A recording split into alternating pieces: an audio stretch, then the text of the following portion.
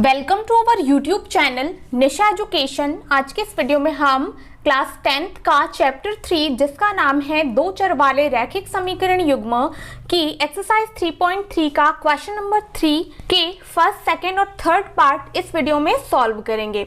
तो देखते हैं क्वेश्चन नंबर 3 क्या है। निम्न समस्याओं में रैखिक समीकरण युग्म बनाइए और उनके हल प्रतिस्थापन विधि द्वारा ज्ञात कीजिए।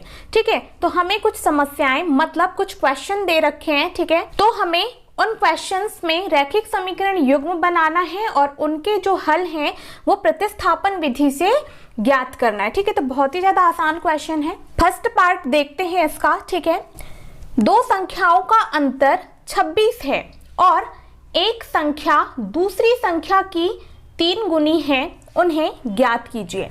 तो देखिए क्वेश्चन में हमें बोला गया है कि दो संख्याएं हैं और उनका अंतर 26 है। ठीक है, और एक संख्या दूसरी संख्या की 3 गुनी है। ठीक है ना, और हमें यहाँ पर उन संख्याओं को ज्ञात करना है। तो देखिए ना तो हमें पहली संख्या पता है ना ही दूसरी संख्या पता है, तो हम क्या काम करेंगे, पहली और दूसरी संख्या को मान लेंगे। ठीक है, तो चलिए मान लेते हैं।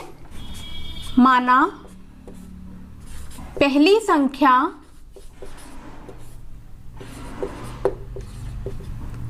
बराबर x। ठीक है, पहली संख्या को हम मान लेते हैं x तथा दूसरी संख्या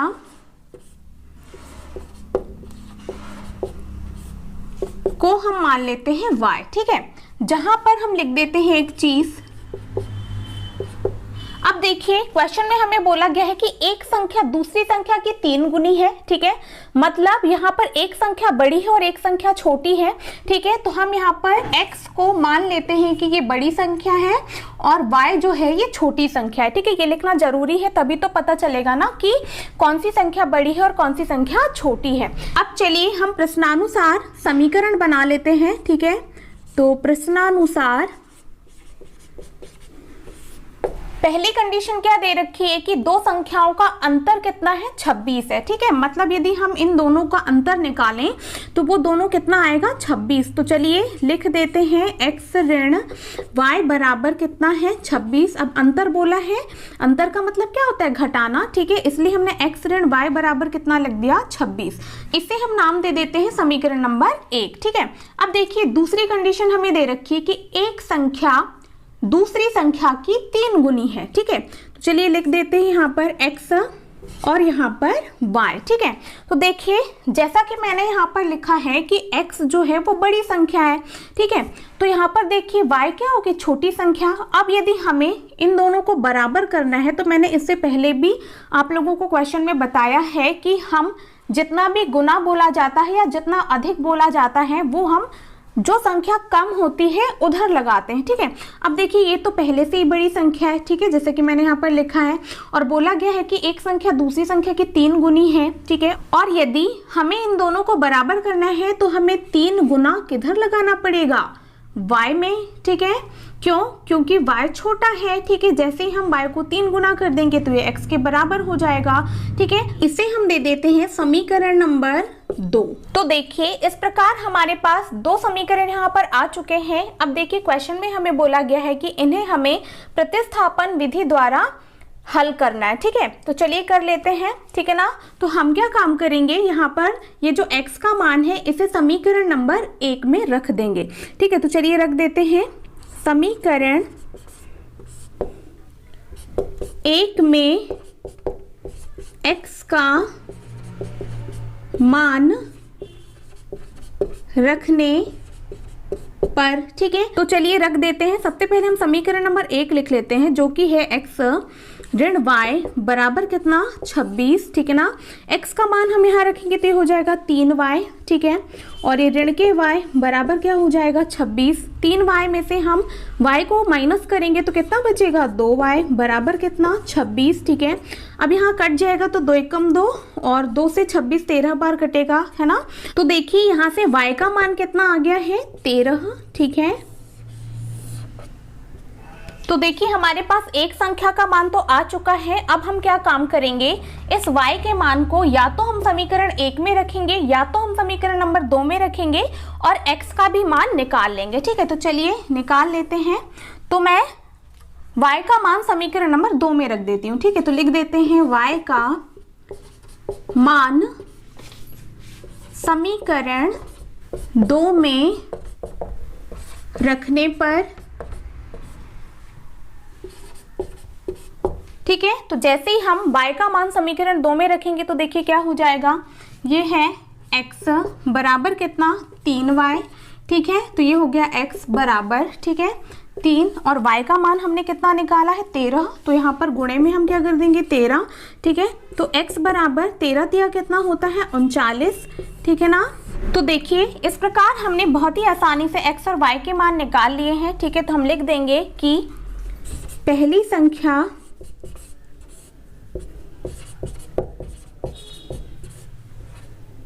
x बराबर कितनी आई 39 तथा दूसरी संख्या y बराबर कितनी आई 13, ठीक है। और यही क्या है हमारा आंसर। तो इस प्रकार हमें दो संख्याएं प्राप्त हुई, ठीक है 39 और 13। तो आई होप क्वेश्चन नंबर 3 का फर्स्ट पार्ट आप लोगों को बहुत अच्छे से समझ में आया होगा। चलिए अब हम नेक्स्ट पार्ट भी सॉल्व कर लेते हैं। सेकेंड पार्ट हमें ये दे रखा है, ठीक है। क्वेश्चन है दो संपूरक कोणों में बड़ा कोण छोटे कोण से 18 डिग्री अधिक है, उन्हें ज्ञात कीजिए, ठीक है। तो देखिए यहाँ पर भी हमें दो समीकरण बना लेना है और उन्हें हमें प्रतिस्थापन विधि से हल करना है, ठीक है। तो बहुत ही ज्यादा आसान है। अब देखिए संपूरक कोण क्या होता है, ठीक है। जिन दो कोणों का योग 180 अंश होता है एक दूसरे के क्या कहलाते हैं, संपूरक कहलाते हैं, ठीक है। जैसे सपोज दैट दो कोण x और y है, ठीक है। तो इन दोनों कोणों का योग कितना होगा 180 डिग्री। तो ये दोनों कोण एक दूसरे के क्या कहलाएंगे, संपूरक कहलाएंगे, ठीक है ना। तो आप याद रखें कि जब दो कोणों का योग कितना हो 180 अंश, तो ऐसे कोण क्या कहलाते हैं, संपूरक कोण। तो देखिए ना तो हमें बड़ा वाला कोण पता है ना ही छोटा कोण पता है, इसलिए हम क्या काम करेंगे, दोनों कोणों को मान लेंगे। तो चलिए मान लेते हैं, माना बड़े कोण की माप बराबर x अंश है और या तथा छोटे कोण की माप y अंश है, ठीक है। ये हमने मान लिया है। अब हम लगा देते हैं क्या प्रश्नानुसार। तो देखिए पहला समीकरण तो बहुत ही ज्यादा आसानी से बन जाएगा, ठीक है। जब हम x और y को जोड़ देंगे तो कितना आएगा इसका मान 180 अंश। जैसे कि मैंने बताया कि यदि कोई दो कोण हैं और वो संपूरक हैं तो उनका योग कितना होने वाला है 180 अंश, ठीक है। तो चलिए लिख देते हैं कि यहाँ पर x धन y का मान कितना हो जाएगा 180 अंश, ठीक है। अब देखिए हमें बोला गया है कि बड़ा कोण छोटे कोण से 18 अधिक है, ठीक है। तो हम यहाँ पर मान लेते हैं कि x जो है वो बड़ा कोण है, ठीक है। x अंश बड़ा कोण है और y छोटा कोण है, ठीक है। तो देखिए सेम पिछले सवाल जैसा हो जाएगा कि x और यहाँ पर हम लिख देते हैं y, ठीक है ना। तो मैंने जैसे कि बताया कि x यहाँ पर बड़ा कोण है, ठीक है। और हमें बोला गया है कि बड़ा कोण छोटे कोण से 18 डिग्री अधिक है, ठीक है। तो देखिए यदि हमें इन दोनों कोणों को बराबर करना है ना, तो फिर हमें छोटे कोण में क्या जोड़ना पड़ेगा 18 डिग्री, तभी तो ये दोनों कोण क्या होंगे आपस में बराबर, ठीक है। तो जब भी हमें दोनों पक्षों को यदि बराबर करना होता है तो जो संख्या छोटी होती है, जो कोण छोटा होता है उसके तरफ हम क्या जोड़ते हैं, जितना हमें अधिक है बोला जाता है, ठीक है। तो 18 अधिक है बोला गया है तो हमने छोटे कोण में जोड़ दिया है ताकि बड़ा कोण और छोटा कोण आपस में क्या हो जाए बराबर, ठीक है। अब देखिए इसे हम दे देते हैं इक्वेशन नंबर फर्स्ट और इसे नाम दे देते हैं हम इक्वेशन नंबर सेकंड। अब देखिए इन्हें प्रतिस्थापन विधि से हमें हल करना है, तो हम क्या काम करेंगे कि इस x का मान समीकरण नंबर 1 में रख देंगे, ठीक है। तो चलिए रख देते हैं समीकरण 1 में x का मान रखने पर, ठीक है। तो चलिए रख देते हैं समीकरण 1 को हम पहले लिख लेते हैं। ये हो जाएगा x धन y बराबर कितना 180 अंश। जैसे ही हम x का मान यहाँ पर रखेंगे तो x की जगह क्या रख देंगे y धन 18 अंश।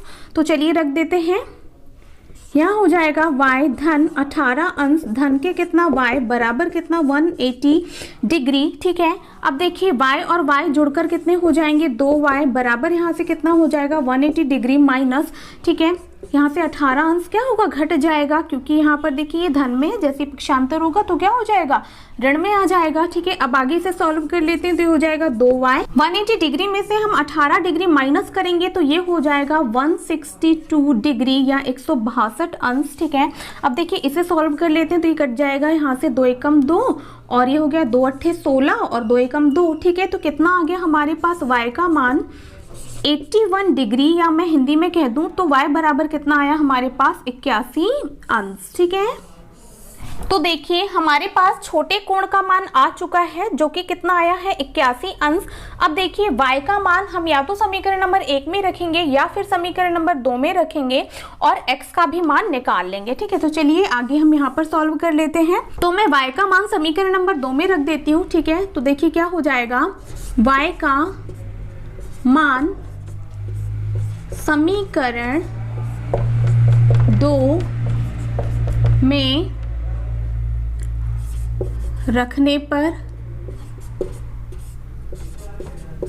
ठीक है, जैसे ही हम y का मान समीकरण नंबर 2 में रखेंगे तो क्या हो जाएगा, देखिए ये हो जाएगा x, ठीक है, बराबर y धन 18 अंश है। ठीक है, तो चलिए हम समीकरण को एक बार लिख ही देते हैं। तो ये हो गया y धन 18 अंश। ठीक है, तो यहाँ से हो जाएगा x बराबर y का मान कितना आया है 81 अंश, तो चलिए लिख देते हैं, ये हो गया 81 अंश धन यहाँ पर 18 अंश हो जाएगा। ठीक है, तो देखिए यहाँ से क्या हो जाएगा x बराबर, इन दोनों को हम जोड़ेंगे तो ये कितना आ जाएगा 99 अंश। ठीक है ना, तो इस प्रकार हमारे पास दोनों कोणों के मान निकल कर आ गए हैं जो कि कितने हैं, x बराबर 99 अंश और y बराबर 81 अंश। ठीक है, तो हमें यदि हमारे आंसर को चेक करना है तो हम क्या काम करेंगे, x और y दोनों के मानों को जोड़ देंगे। ठीक है, तो हमारे पास कितना आना चाहिए 180 अंश, क्योंकि x और y दोनों क्या है संपूरक कोण। ठीक है, तो जैसा कि हम देख पा रहे हैं 81 में हम 99 जोड़ेंगे तो कितना आएगा 180 डिग्री। ठीक है, तो चलिए लिख देते हैं, बड़ा कोण x बराबर कितना आया 99 अंश और छोटा कोण y बराबर कितना आया 81 अंश, और यही क्या है आंसर है। ठीक है, तो आई होप सेकेंड पार्ट भी आप लोगों को बहुत अच्छे से समझ में आया होगा। ठीक है, अब चलिए हम थर्ड पार्ट सॉल्व कर लेते हैं। थर्ड पार्ट ये है, देखते हैं हमें थर्ड पार्ट में क्या पूछा गया है। ठीक है, एक क्रिकेट टीम के कोच ने 7 बल्ले तथा 6 गेंदें 3800 रुपए में खरीदी। बाद में उसने 3 बल्ले तथा 5 गेंदें 1750 रुपए में खरीदी। प्रत्येक बल्ले और प्रत्येक गेंद का मूल्य हमें यहाँ पर ज्ञात करना है। तो देखिए हमें यहाँ पर एक बल्ले और एक गेंद का मूल्य नहीं पता है, तो हम इन्हें मान लेंगे। ठीक है, और दी गई शर्तों के अनुसार हम समीकरण बना करके उन्हें प्रतिस्थापन विधि से हल करके प्रत्येक बल्ले और प्रत्येक गेंद का मूल्य ज्ञात कर लेंगे। ठीक है, बहुत ही ज्यादा आसान क्वेश्चन है। तो चलिए मान लेते हैं, माना एक बल्ले का मूल्य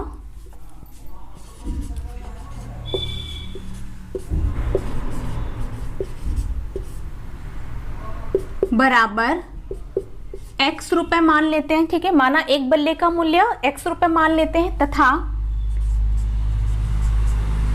एक गेंद का मूल्य बराबर हम मान लेते हैं y रुपए। ठीक है, हमने कुछ नहीं किया, प्रत्येक बल्ले और प्रत्येक गेंद का मूल्य हमसे पूछा गया, हमें नहीं पता है, तो हमने मान लिया है कि एक बल्ले का मूल्य x रुपए है और एक गेंद का मूल्य y रुपए है। ठीक है, अब चलिए हम प्रश्नानुसार समीकरण बना लेते हैं। प्रश्नानुसार, ठीक है, समीकरण क्या बनेगा, आप देखिए हमें पता है एक बल्ले का मूल्य x रुपए है। ठीक है, और क्रिकेट टीम के कोच ने 7 बल्ले खरीदा। ठीक है, तो जब एक बल्ले का मूल्य x रुपए है और उसने टोटल बल्ले कितने खरीदे 7। ठीक है, तो 7 में x का क्या हो जाएगा गुणा। ठीक है, तो ये हो गया 7x या 7x। अब देखिए एक गेंद का मूल्य कितना है y रुपए और क्रिकेट टीम के कोच ने टोटल कितनी गेंदें खरीदी 6, तो यहाँ पर कितना हो जाएगा 6 और y का इसमें क्या हो जाएगा गुणा, और ये दोनों मिलाकर कितने में खरीदा उसने 3800 रुपए में। ठीक है, तो ये लिख दिया 3800 रुपए और इसे दे दिया समीकरण नंबर 1। ठीक है, बाद में उसने 3 बल्ले, ठीक है, तो हम क्या काम करेंगे, 3 से x का गुणा कर देंगे, धन 5 गेंदे, 5 से y का गुणा कर देंगे, बराबर कितना हो जाएगा, ये दोनों मिलाकर कितने में खरीदा, 1750 रुपए में। इसे हम दे देते हैं समीकरण नंबर 2, ठीक है। आई होप ये चीज आपको बहुत अच्छे से क्लियर हुई होगी, ठीक है। जैसा कि हमने एक बल्ले का मूल्य माना हुआ है x रुपए और एक गेंद का मूल्य माना हुआ है y रुपए, ठीक है। अब क्रिकेट टीम के कोच ने जितने बल्ले और जितनी गेंदें खरीदी उसमें हमने x और y का गुणा करके, दोनों का योग करके जितनी भी कीमत में खरीदा है उसके अकॉर्डिंग हमने यहाँ पर समीकरण बना लिया है, ठीक है। अब चलिए इसे हम प्रतिस्थापन विधि से हल करेंगे। तो हम क्या काम करेंगे कि इन दोनों समीकरणों में से किसी एक समीकरण से किसी एक चर का मान निकाल लेंगे, ठीक है। तो मैं निकाल लेती हूँ, समीकरण नंबर 1 से ही निकाल लेते हैं, चलिए ठीक है। समीकरण 1 से क्या हो जाएगा, देखिए, ठीक है, x का मान हम निकाल लेते हैं। तो यहाँ से हो जाएगा 7x धन 6y बराबर कितना है, 3800। ये समीकरण है, ठीक है। हम x का मान निकालना है तो इस पद का हमें पक्षांतर करना होगा, तो ये हो जाएगा 7x और यहाँ पर हो जाएगा 3800 माइनस के यहाँ पर कितने हो जाएंगे, 6y, ठीक है। इस पद का हमने क्या कर दिया है, पक्षांतर। अब देखिए x का मान यदि हमें चाहिए तो हमें 7 का भी क्या करना होगा, पक्षांतर। तो ये हो जाएगा 3800 माइनस के 6y बटे में कितना, 7। इसे हम दे देते हैं इक्वेशन नंबर 3। तो देखिए इस x के मान को अब हम किस में रख देंगे, समीकरण नंबर 2 में। क्यों, क्योंकि x का मान हमने समीकरण 1 से निकाला है, ठीक है। तो इस x के मान को हमें समीकरण 2 में रखना होगा। तो चलिए रख देते हैं, x का मान समीकरण 2 में रखने पर, ठीक है। तो समीकरण 2 क्या है, 3x धन 5y बराबर कितना, 1750। तो चलिए मैं यहाँ पर x का मान रख देती हूँ। तो ये हो जाएगा 3x की जगह हम रख देंगे पूरा मान जो कि है कितना, 3800 माइनस कितना, 6y बटे कितना, 7, ठीक है। और धन यहाँ पर हो जाएगा 5y बराबर कितना, 1750। अब चलिए इसे हम यहाँ पर सॉल्व कर लेते हैं, ठीक है। तो 3 का गुणा 3800 में भी होगा और 3 का गुणा ऋण के 6y में भी होगा। तो चलिए कर देते हैं, ठीक है। तो यहाँ पर ये 2 शून्य है तो 2 शून्य मैंने लगा दिया जो कि यहाँ पर है, ठीक है। 8 तिया होता है 24, 24 की 4 हासिल का 2, 3 तिया 9, 9 और 2 होता है 11। तो जब हमने 3 से 3800 का गुणा किया तो कितना आया, 11400, ठीक है। लगा देंगे यहाँ पर ऋण, ठीक है। अब 3 का गुणा हम 6y से करेंगे तो 6 तिया होता है 18, तो ये हो जाएगा ऋण के 18y बटे में कितना है, 7।